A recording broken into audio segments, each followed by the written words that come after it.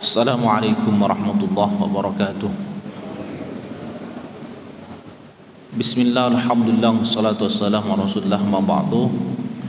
Bapak dan Ibu jamaah salat subuh yang dimuliakan oleh Allah Subhanahu wa taala, kita bersyukur hari ini Allah kasih kita kesehatan dan kesempatan sehingga bisa bersama-sama ibadah salat subuh berjamaah di masjid yang sangat megah ini.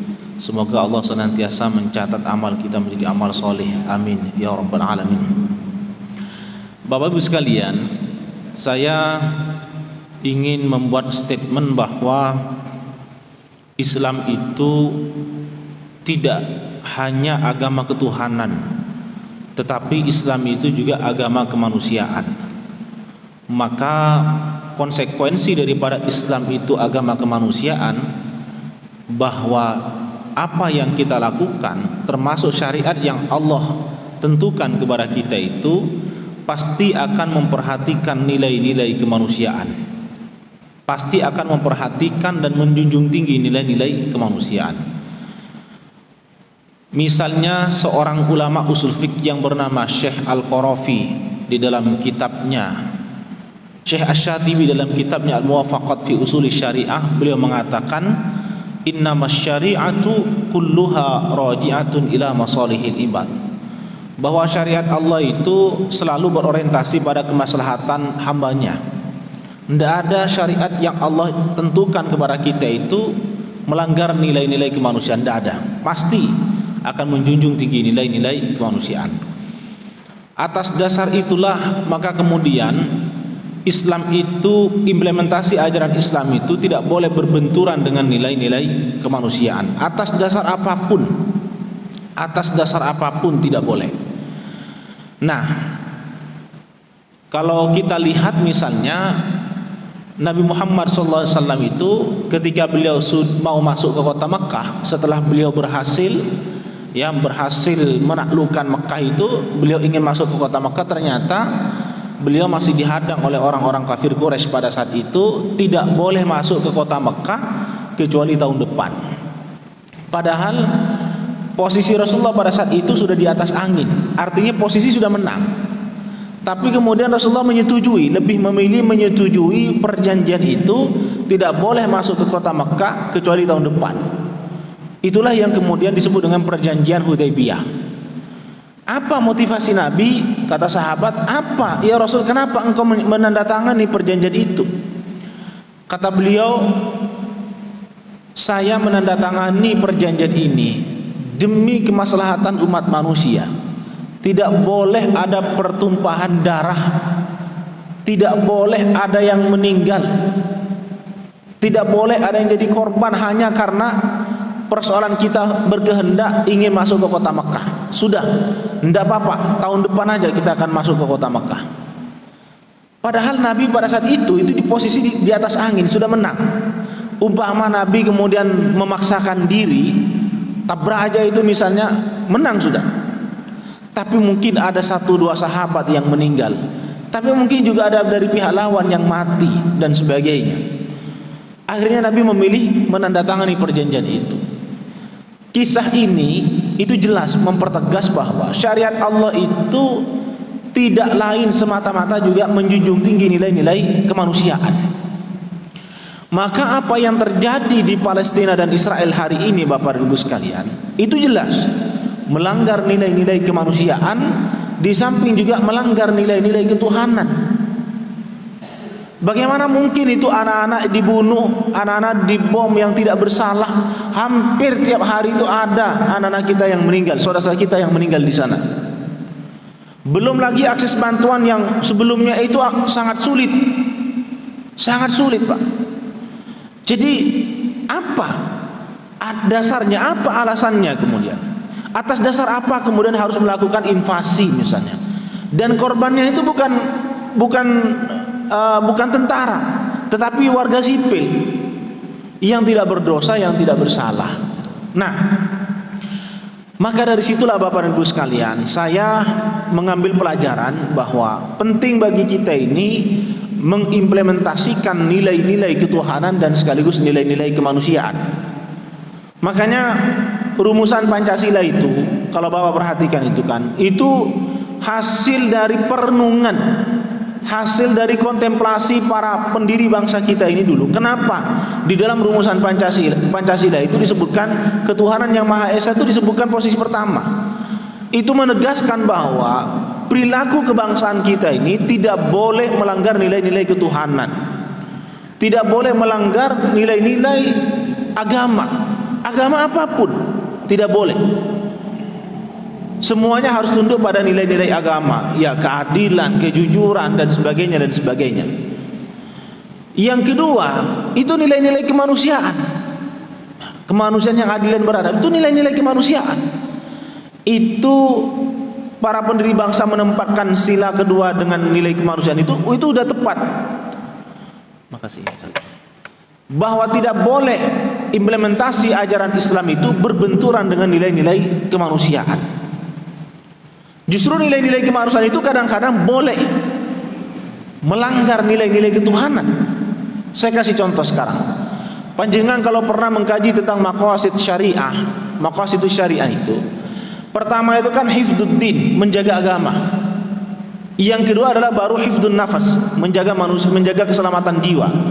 Baru yang ketiga hifdzul mal, menjaga harta, hifdzun nasl, menjaga keturunan, dan yang kelima adalah hifdzul bi'ah, menjaga lingkungan. Itu ada tambahannya. Ada 5 konsep dasar: menjaga agama, menjaga nilai kemanusiaan, menjaga harta, menjaga keturunan, ya, menjaga lingkungan termasuk di dalamnya. Itu nomor sekian. Nah, kalau kita baca usul fikih kontemporer misalnya, itu hifdzun nafas itu diposisikan yang pertama. Menjaga nilai kemanusiaan itu diposisikan nomor pertama. Baru hifdzuddin, menjaga agama, itu di nomor yang kedua. Orang dalam kondisi apapun boleh, orang dalam kondisi terdesak boleh dia melanggar sekalipun mungkin itu akan menyalahi nilai-nilai agama. Dulu waktu kita Covid itu Bapak-Ibu sekalian, ada yang mengatakan bahwa vaksin AstraZeneca itu hukumnya najis katanya. Oke, najis tidak apa. Itu nilai agama. Tetapi nilai agama itu boleh ditabrak, tidak apa-apa walaupun najis, pakai saja. Karena pada saat itu kita sedang dalam kondisi darurat, darurat kesehatan. Waktu itu belum ada vaksin Pfizer, Moderna dan sebagainya, belum ada. Yang ada waktu itu cuma 2, Sinovac sama AstraZeneca. Waktu itu kan ramai debat, masih perdebatan kita seputar soal ini najis apa halal, apa suci. Terlepas ini najis atau suci, dalam kondisi darurat seperti kemarin itu tabrak aja itu. Sekalipun najis misalnya, sekalipun najis, tabrak aja demi menyelamatkan keselamatan umat manusia. Kenapa? Usul fikihnya berbicara itu, bahwa hifdzun nafas itu posisinya lebih tinggi daripada hifdzuddin. Apalagi kemudian masih ada yang memfatwakan bahwa vaksin AstraZeneca itu tidak najis karena menggunakan dalil konsep istihalah. Istihalah itu perubahan satu wujud ke wujud yang lain, Pak. Misalnya leken itu sebelum jadi leken kan itu haram karena memabukkan itu. Tapi setelah berevolusi menjadi leken, menjadi halal. Waktu itu saya di Majelis Ulama itu hadir langsung, terlibat langsung itu. Kita mengundang waktu itu pakar kesehatan dari UNER, kemudian dari Bio Farma, terus ada satu lagi ini saya nggak begitu hafal. Itu diminta keterangan bahwa vaksin AstraZeneca itu memang proses pengembang biakannya itu menggunakan enzim babi, tetapi bukan vaksinnya yang mengandung babi. Sama dengan panjenengan itu, kalau pot bunga, ada pot bunga itu disiram dengan air kencing, itu najis. Tapi setelah bunga itu menjadi bunga atau menjadi buah sekalipun, apakah buahnya ikut najis? Tentu tidak. Nah, kita menggunakan dalil itu bahwa vaksin AstraZeneca itu halalan thayyiban, tidak najis, karena menggunakan konsep istihalah. Yang fatwa MUI pusat itu menggunakan dalil yang lain, kullu ma nabata min haram fahuwa haram. Sesuatu yang tumbuh menggunakan sesuatu yang haram, maka juga dihukumi dengan haram. Terlepas dari itu haram apa tidak, najis apa tidak, tapi kita menjunjung tinggi nilai-nilai kemanusiaan demi menyelamatkan keselamatan jiwa manusia, tabrak aja itu, walaupun haram, walaupun najis, pakai aja. Karena kita pada saat itu dalam kondisi darurat. Ini menegaskan bahwa Islam itu adalah agama kemanusiaan. Kalau sekiranya nilai-nilai agama itu berbenturan dengan nilai-nilai kemanusiaan, dahulukan nilai-nilai kemanusiaan. Karena bagaimanapun seperti yang saya sampaikan tadi, innamas syari'a kulluha raji'atun ila masalihil ibad. Syariat Allah itu pasti muaranya adalah menyelamatkan keselamatan manusia. Maka sekali lagi Pancasila itu ketuhanan, sila ketuhanan itu di sila pertama, sila kemanusiaan itu di sila yang kedua, baru yang ketiga kita berbicara soal persatuan. Nah, ini Bapak dan Ibu sekalian, penting bagi kita tentang merajut persatuan di antara kita, jangan sampai tercerai-beraikan hanya kepentingan-kepentingan sesaat. Mohon maaf, sekali lagi mohon maaf, ini situasi saat ini sedang menghangat di media sosial ya, karena mau pemilu ini kan. Bagi saya ini kontestasi biasa, tidak usah terlalu ngotot-ngototan, tidak usah terlalu fanatik buta. Silahkanlah pilih sesuai dengan pilihannya masing-masing, tapi harus menghormati orang lain yang mungkin berbeda. Persatuan ini tidak boleh digadaikan hanya karena kontestasi pemilu, tidak boleh. Dan saya ingatkan, Majelis Ulama Indonesia sudah mengeluarkan fatwa soal politisasi agama dan politik identitas, bahwa tidak boleh menggunakan dalil-dalil agama hanya untuk kepentingan kekuasaan semata. Tidak boleh. Bapak Ibu sekalian, jenengan memilih atas dasar asas primordial karena kesamaan agama, silahkan, boleh. Tetapi tidak boleh menyerang orang lain dengan dalil-dalil agama. Itu jelas. Fatwa Majelis Ulama Indonesia keluar Agustus kemarin, tidak boleh menggunakan dalil-dalil agama hanya untuk kepentingan merebut kekuasaan. Kalau Anda mau pilih ya silahkan pilih, tapi harus objektif dan tidak membentur dan tidak menyalahkan orang lain atau mungkin bermusuhan dengan orang lain karena hanya perbedaan-perbedaan pilihan itu tadi. Nah, ini saya ingatkan bahwa persatuan di antara kita itu penting. Belajar dari Palestina yang sampai sekarang itu porak-poranda itu karena memang di internalnya itu tidak bersatu, Pak. Hamas dan Fatah itu tidak bersatu. Ada masalah internal. Makanya Indonesia jangan sampai itu terjadi. Kalau itu terjadi maka Indonesia emas yang katanya 2045 yang dicanangkan itu bisa gagal, bisa tidak terwujud itu. Ya, maka persatuan, sila ketiga adalah persatuan Indonesia ini penting. Jadi saya ingatkan, MUI sudah hadir memberikan fatwa kepada umat tidak boleh menggunakan dalil agama hanya untuk memperebutkan kekuasaan semata. Tuh. Nah, Bapak dan Ibu sekalian, kembali ke tema tadi itu soal persatuan. Ya, bahwa persatuan itu adalah segala-galanya. Kita merdeka ini juga karena kita bersatu. Kalau seandainya kita tidak bersatu, rasa-rasanya mungkin kita sampai hari ini tidak akan pernah merasakan nikmatnya kemerdekaan itu. Kita bisa beribadah dengan sempurna, kita bisa beribadah di mana-mana, hidup dengan bahagia, yang menghirup udara secara bebas. Itu karena kita merdeka. Bangsa-bangsa yang lain, Bapak dan Ibu sekalian, coba lihat bagaimana kemudian di Syria. Suami istri kalau mau pergi ke masjid itu kadang-kadang sampai nangis-nangis, Pak. Cerita teman-teman yang kuliah di sana itu. Orang sana itu mau pergi ke masjid sholat jamaah itu sampai nangis-nangis. Kenapa? Takut tidak kembali, takut dibom, takut tidak kembali mereka. Dianggap bahwa itu adalah pertemuan yang terakhir. Kita sekarang, wah nyaman luar biasa, sepanjang perjalanan saya datang ke masjid ini nyaman sekali. Itu tidak lain karena kita merdeka. Maka kemerdekaan ini harus kita jaga, salah satunya dengan cara mempererat persatuan di antara kita. Terlepas agamanya apa, terlepas etnisnya apa, terlepas budayanya apa, yang penting kita bersatu. Soal pilihan itu terserah kepada panjenengan masing-masing. Saya kira poin intinya di situ, Bapak Ibu sekalian. Seperti yang disampaikan, barangkali ada hal yang mau ditanyakan, monggo. Kalau tidak ya kami akan lanjutkan ngaji ini. Monggo. Ada pertanyaan sampai di sini?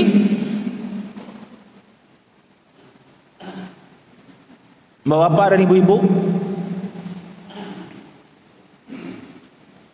saya tak sambil nginum juga, Pak. Haus soalnya.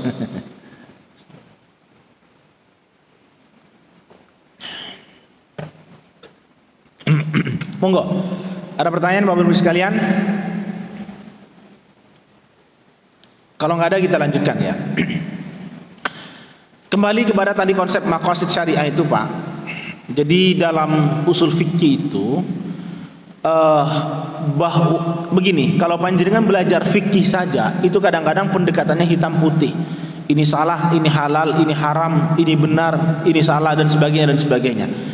Tapi kalau panjenengan belajar usul fikih, maka kadang-kadang terobosan-terobosan hukum itu bisa dilakukan Pak. Tadi yang saya bilang, nilai ketuhanan itu boleh ditabrak atas dasar nilai kemanusiaan. Ya, itu contohnya tadi itu. Ini karena kita menggunakan dalil usul fikih, maka usul fikih itu yang penting bagi kita untuk dipelajari sebetulnya. Tetapi kan belum tentu semua orang akan mempelajari ilmu usul fikih itu. Karena orientasi daripada usul fikih ini kita melihat pada situasi dan kondisi, ya, bahwa di saat tertentu perlu kita memfatwakan, perlu kita mengeluarkan pernyataan bahwa ini hukumnya halal, ini hukumnya haram dengan pertimbangan-pertimbangan psikologis. Pertimbangan-pertimbangan psikologis. Misalnya ini, kayak tadi itu, kenapa kemudian Majelis Ulama Indonesia Provinsi Jawa Timur memfatwakan AstraZeneca itu hukumnya halalan thayyiban? Itu tidak lain semata-mata pertimbangannya adalah soal psikologis, ekonomis, biologis. Psikologis itu begini, andaikan AstraZeneca itu difatwakan najis, meskipun boleh digunakan karena darurat, psikologis umat ini terganggu Pak. Masa tubuh saya kemudian dimasuki vaksin yang mengandung najis? Itu orang akan pasti menolak. Maka di sini adalah seorang mujtahid mengambil kesimpulan hukum itu harus mempertimbangkan situasi. Yang kedua, faktor ekonomis, bahwa pada saat itu pemerintah sudah menghadirkan jutaan dosis vaksin AstraZeneca. Kalau ini kemudian difatwakan najis, vaksin ini tidak terpakai, mau dikemanakan juga.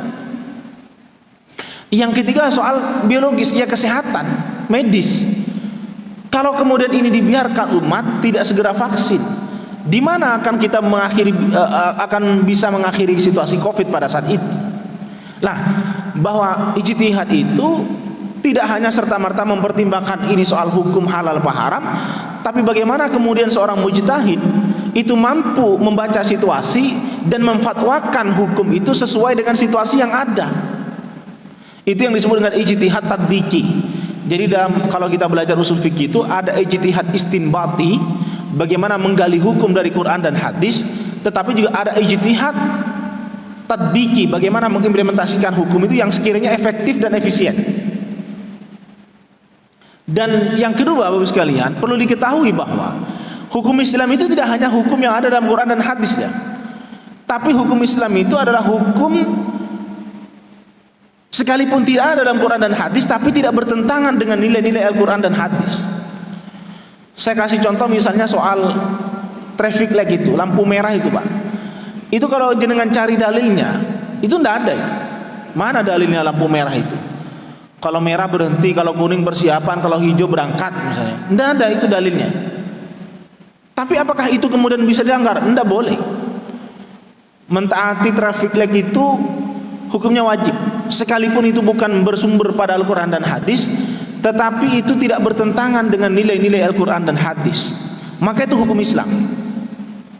Jadi makanya tadi saya bilang, kalau kita belajar fikih saja itu kadang-kadang pendekatannya hitam putih, ini salah, ini benar, ini halal, ini haram, seputar itu. Tapi kalau kita belajar tentang usul fikih, sesuatu yang halal bisa jadi haram, sesuatu yang haram bisa jadi halal karena pertimbangan-pertimbangan tertentu Pak. Jadi terobosan-terobosan hukum itu penting dilakukan. Makanya tadi saya bilang itu soal fatwa identitas, politik identitas tadi yang saya sampaikan itu penting itu disampaikan. Karena kita belajar dari peristiwa 2019, di mana sampai hari ini polarisasinya di bawah masih sangat kentara, masih sangat terasa itu. Sehingga kita tidak ingin itu terulang kembali di 2024. Kita fatwakan bahwa politik identitas itu tidak boleh, karena itu akan berbahaya, menimbulkan perpecahan di tengah-tengah umat. Gitu. Nah, ini namanya usul fikih.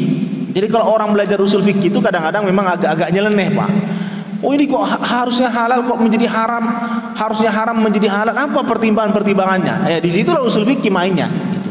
Ada ijtihad istinbati, ada ijtihad tadbiki. Bagaimana mempraktikkan hukum, melendingkan hukum di alam realitas yang sangat heterogen, yang sekiranya efektif dan efisien, tidak menimbulkan penolakan-penolakan. Itu usul fikih. Usul fikih. Makanya kalau orang usul fikih itu menanggapi hukum-hukum itu kadang-kadang ya santai-santai saja, misalnya. Sama dengan kita membuat pernyataan itu. Di mana dalilnya bahwa nikah itu harus dicatatkan di KUA? Tidak ada dalilnya. Di zaman Nabi tidak ada Nabi kemudian harus ke KUA. Memang nggak ada KUA pada saat itu. Tapi apakah kemudian itu tidak boleh? Justru harus dicatatkan itu demi menjamin keselamatan, demi menjamin kebahagiaan hidup rumah tangganya. Makanya fatwanya itu adalah harus harus dicatatkan di kantor urusan agama. Ini pertimbangannya pertimbangan usul fikih, bukan pertimbangan fikih ini. Tuh. Sama juga Bapak dan Ibu sekalian, ketika ditanya soal trias politika misalnya, ya ada kekuasaan legislatif, yudikatif dan eksekutif. Itu tidak ada dasarnya, tidak ada dalilnya itu. Dan Nabi sendiri itu dulu tiga kekuasaan ini dipegang. Nabi itu sebagai eksekutif, pelaksana undang-undang, pelaksana hukum iya, legislator, pembuat hukum juga iya, yudikatifnya juga diambil oleh Nabi posisi itu. Beliau juga yang menjadi hakim. Nah kalau sekarang mana mungkin tiga hal ini mau disatukan? Tidak mungkin.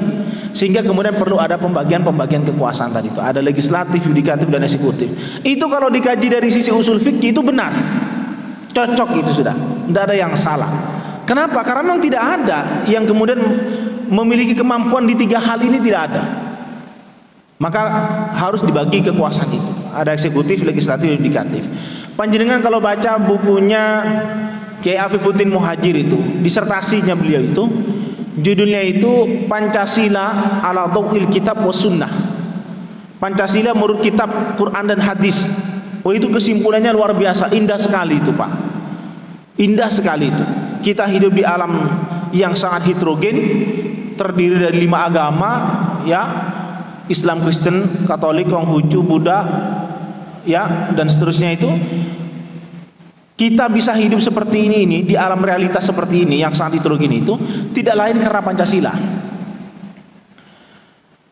Afghanistan Pak, itu pernah datang ke pemerintah Indonesia, ingin belajar tentang bagaimana mengelola konflik. Karena di Afghanistan itu agamanya cuma satu, Islam, tapi etnisnya ada 4. Itu perang tidak selesai-selesai, perang saudara itu di Afghanistan itu. Kita di Indonesia ini agamanya itu yang diakui oleh negara itu ada 5, bahkan mungkin ada 6 ya dengan yang baru itu. Kemudian etnis kita juga banyak, pulau kita 17.000 sekian dan sebagainya dan sebagainya. Tapi kita masih bisa bersatu. Itu tidak lain karena Pancasila. Coba baca bukunya Kiai Afifuddin Muhajir, disertasi beliau Kiai Afifuddin Muhajir, judulnya Pancasila ala Dhawil Kitab wa Sunnah. Pancasila menurut kitab Quran dan hadis. Itu luar biasa di kesimpulan-kesimpulannya itu Pak. Sangat ilmiah menurut saya dan cocok untuk kemudian kita terapkan di kita sebagai warga Indonesia yang sangat heterogen ini. Ya. Saya kebetulan menekuni dunia-dunia ini karena saya sering menjawab pertanyaan bagaimana tentang eksistensi NKRI dalam kacamata fikih. Ya kalau kita membaca kacamata fikih pasti aja nanti pendekatannya halal haram boleh atau tidak gitu. Tapi kalau kita kacamatanya kata usul fikih, kacamata usul fikih, maka kita bisa menganalisa semua itu dengan pendekatan usul fikih Pak. Sehingga kita nanti bisa membuat penegasan-penegasan bahwa NKRI ini menurut saya sudah sangat relevan, menurut saya sudah sangat cocok, tidak bertentangan, dan dalam konteks Indonesia itu bisa mengakomodir semua kepentingan-kepentingan dan semua golongan, sehingga ini saya bilang sangat relevan ya. Itulah Bapak dan Ibu sekalian yang kami sampaikan. Mohon maaf atas segala kekurangan. Barangkali sebelum dilanjut lebih detail, ada yang mau ditanyakan, monggo. Bapak, Ibu-ibu, monggo. Ada pertanyaan? Saya sebetulnya lebih senang ditanya Pak daripada ceramah itu. Sebab kalau ditanya itu biasanya hidup gitu ya. Kalau ceramah begini kan monoton gitu. Monggo, Bapak Ibu boleh nanya apa saja, pokoknya saya bisa jawab, saya jawab gitu. Monggo. Saya sampai jam berapa, Ustaz? Sampai jam berapa? Jam 5. Oh, 30 menit. Ini sudah 30 menit ya? Iya, sudah 30 menit. Yeah. Tadi saya lihat jam 5.15, ini sudah hampir jam 5. Tadi jam 4.15, ini hampir jam 5 kurang 15. Yeah. Cukup Bapak Ibu, ada pertanyaan? Boten nggih? Cukup nggih, matur nuwun Bapak dan Ibu sekalian. Mudah-mudahan bermanfaat dan mudah-mudahan panjenengan semua, kita semua ini sehat panjang umur, bisa ketemu di bulan-bulan yang akan datang. Amin ya rabbal alamin. Bismillahirrahmanirrahim. Alhamdulillahirabbil alamin. Allahumma salli wa sallim ala sayyidina Muhammadin fil awwalin wal akhirin wa salli wa sallim ala sayyidina Muhammadin fil duwahin. Allahumma ya Allah ya muhawwil al ahwal hawil halun sin hal.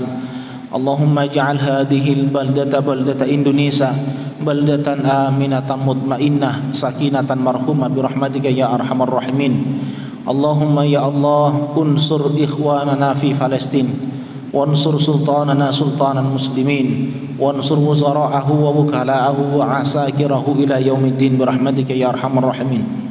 Allahumma arzuqna auladan salihin bihaqqi qawlika rabbil adarni fardan wa anta khairul warithin. Rabbana hab lana min ladunka dzurriyyatan thayyibah innaka sami'ud du'a. Allahumma ya Allah inna nas'aluka imanan da'iman wa yaqinan sadiqan wa qalban khashi'an wa amalan salihan maqbula wa ilman nafi'a wa rizqan wasi'an halalan tayyiban taliban wa matlub wa aqlan dakiyya wa badanan sahiha wa 'alal bala'i sabira innaka 'ala kulli shay'in qadir. Rabbana atina fid dunya hasanah wa fil akhirati hasanah wa qina 'adzaban nar adkhilna al jannata ma'al abrar ya aziz wa ghaffar ya rabbal alamin. Wa sallallahu ala sayyidina Muhammadin wa ala alihi wa sallam. Subhana rabbika rabbil izzati amma yasifun wa salamun 'alal mursalin walhamdulillahi rabbil alamin. Al-Fatihah. Alhamdulillahi rabbil alamin arrahmanir rahim maliki yawmiddin ya Allah shiratal ladzina an'amta 'alaihim ghairil maghdubi 'alaihim waladdallin amin. Sekian dan terima kasih. Alafu minkum. Assalamualaikum warahmatullahi wabarakatuh.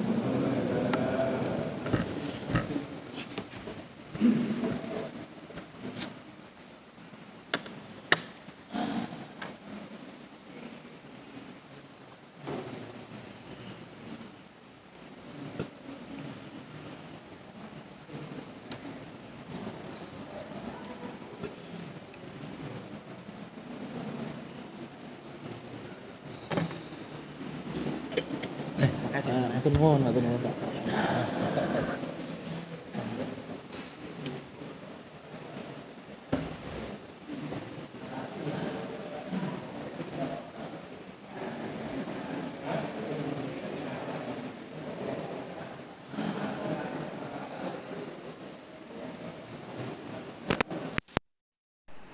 Demikian tadi kegiatan pengajian rutin Ahad pagi bersama Ustaz Dr. Haji Nur Khamis Masjid MHI.